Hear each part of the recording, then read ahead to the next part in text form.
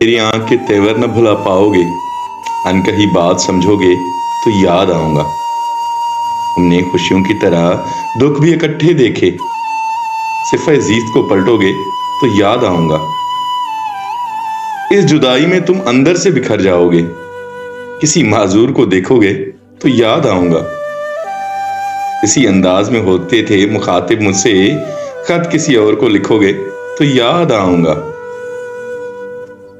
मेरी खुशबू तुम्हें खोलेगी गुलाबों की तरह, तुम अगर खुद से न बोलोगे तो याद आऊंगा। सर्द रातों के महकते हुए सन्नाटों में जब किसी फूल को चूमोगे तो याद आऊंगा। आज तो महफिले यारां पे हो मगरूर बहुत, आज तो महफिले यारां पे हो मगरूर बहुत, जब कभी टूट के बिखरोगे तो याद आऊंगा।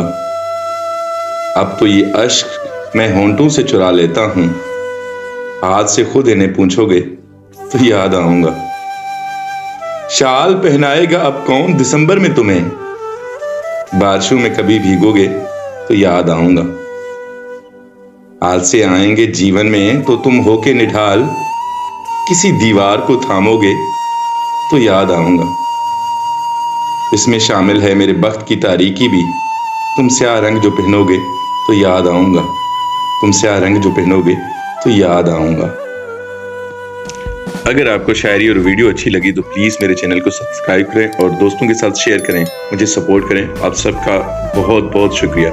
Thank you so much.